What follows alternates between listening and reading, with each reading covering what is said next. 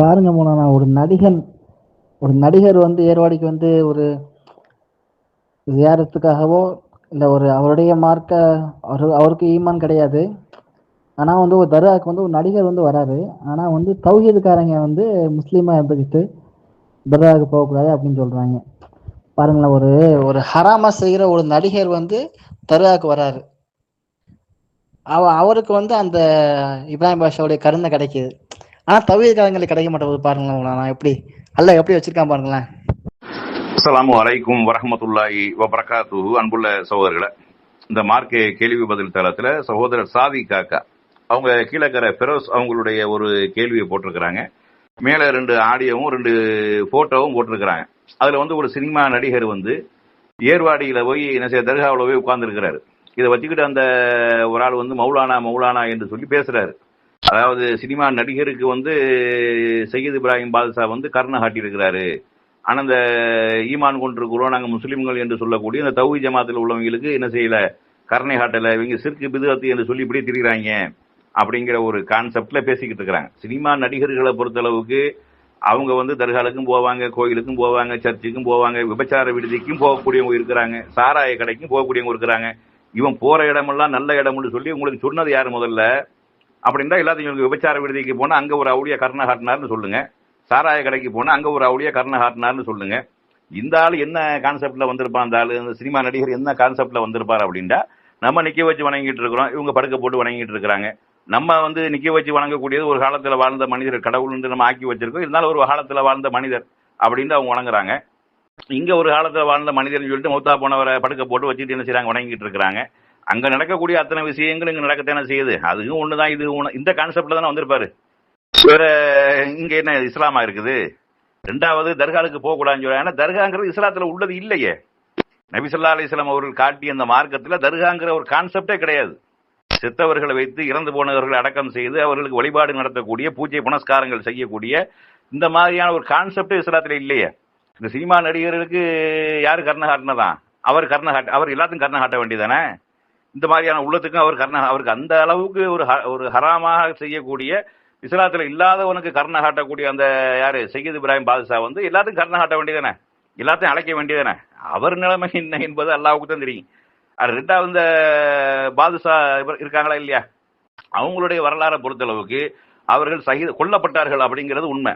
ஆனா தீனை பரப்புவதற்காக, சத்தியத்தை நிலைநாட்டுவதற்காக, இஸ்லாமிய மார்க்கத்திற்காக போராடி கொல்லப்பட்டவர்களா என்று வரலாற்றுல பார்த்தோம்னா அப்படி கிடையாது. அவங்க பாண்டிய மன்னனோட நடந்த ஒரு நாடு பிடிக்கக்கூடிய ஒரு சண்டையில கொல்லப்பட்டதாகத்தான் தகவல் சொல்லுது.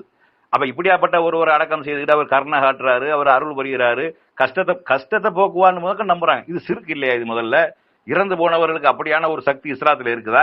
இறந்து போனவர்களுக்கு அப்படியான ஒரு ஆற்றல் வழங்கப்பட்டதாக இஸ்லாம் சொல்லுதா? இல்லையே. அப்ப இவர்கள் வந்து என்ன நம்பிக்கையில இருக்கிறாங்க? இரண்டாவது சிறுக்கு பிதுஅத்து நரகத்துக்கு போகும்னு சொல்றாங்க. நரகத்துக்கு தான் போகும் நானா சொல்றேன்? ரசூலுல்லாஹ் அப்படிதான் சொல்லியிருக்காங்க. சிறுக்கு செய்யக்கூடியவன் நிரந்தர நரகத்தில் இருப்பான் நானா சொல்றேன்? அல்லாஹ் சொல்றான். அப்ப அல்லாஹ் ரசூல் சொல்றதை சொல்லக்கூடிய நேரத்தில் உங்களுக்கு வலிக்குது. இவங்களா உண்டாக்கி வைத்திருக்கக்கூடிய, இவர்களா வழிபாட்டு தலங்களாக ஏற்பாடு பண்ணி அதை பிற மதத்தவர்கள் செய்யக்கூடிய வழிபாடுகளை எல்லாம் காப்பி அடித்து செய்யக்கூடிய வழிபாடுகளை எல்லாம் காப்பி அடித்து செய்து கொண்டு இது வந்து என்ன செய்யறாங்க, இஸ்லாம் மாதிரி காட்ட பாக்குறாங்க. அவர் விளங்கி வச்சிருக்காரு இது இஸ்லாம் இல்லைன்னு. இஸ்லாம் அவர் விளங்கி இருந்தாலும் பள்ளிவாசலுக்குள்ள போயிருப்பாரு.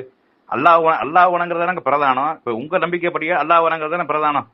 அவர் உண்மையிலேயே இஸ்லாத்தை வழங்கி இருந்தாலும் இந்த தர்காக்க வந்திருப்பாரு, இறந்து போனவர்கள் அடக்கம் செய்யப்பட்ட இடத்துக்கு வந்திருப்பாரு, அவர் பள்ளிவாசலுக்கு போயிருப்பாரு.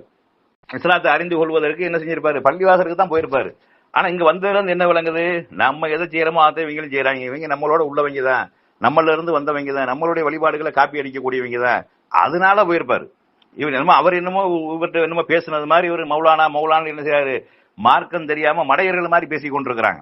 நல்லா அவங்க பேச்சுகளை பார்க்கும்போது என்ன செய்யுது, இப்படி எல்லாம் ஒரு மௌலானான்னு சொல்லி பேசக்கூடியவங்க இப்படிலாம் இருக்கிறாங்க பாருங்க.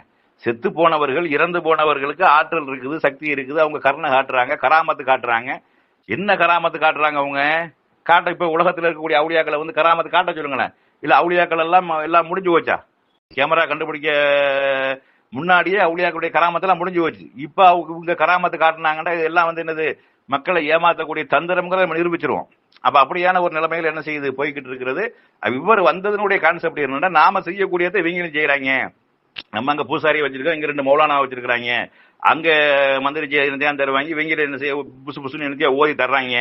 அங்கேயும் தாயத்து போடுறாங்க, இங்கேயும் தாயத்து போடுறாங்க, அங்கேயும் விளக்குல எண்ணெய் ஊற்றி நக்குறாங்க, இங்கேயும் விளக்குல எண்ணெய் ஊற்றி நக்குறாங்க, அங்கேயும் அங்க புடவை போத்துறாங்க, இங்க போர்வை போத்துறாங்க. ரெண்டும் ஒண்ணுதான். அப்படிதான் வந்திருப்பாரு. இவர் சத்தியத்தை அறிந்து கொள்ளணும், இஸ்லாத்தை தெரிந்து கொள்ளணும் என்று இருக்குமே. ஆனால் இவர் போக வேண்டிய இடம் பள்ளி வாசலா தர்காவா? தர்காவில் இஸ்லாத்தை அறிய முடியுமாங்க? ரெண்டாவது, இவர் போற இடம்லாம் நல்ல இடம்னு உங்களுக்கு யாரு சொன்னது? தர்காவுக்கு வந்ததுனால இவர் கர்ண காட்டிட்டான்னு சொல்லிடுற. அப்ப விபச்சார விடுதிக்கு நடிகர்கள் போறாங்களா, அவங்களுக்கு யார் கர்ண காட்டினது? எந்த அவுளியா கர்ண காட்டினாரு அங்க போறதுக்கு? இவரு இது சொல்ல போனா இது அவுளியாக்கள் கருணையினால வந்தது இல்ல, செய்தானுடைய கருணையினால வந்தது.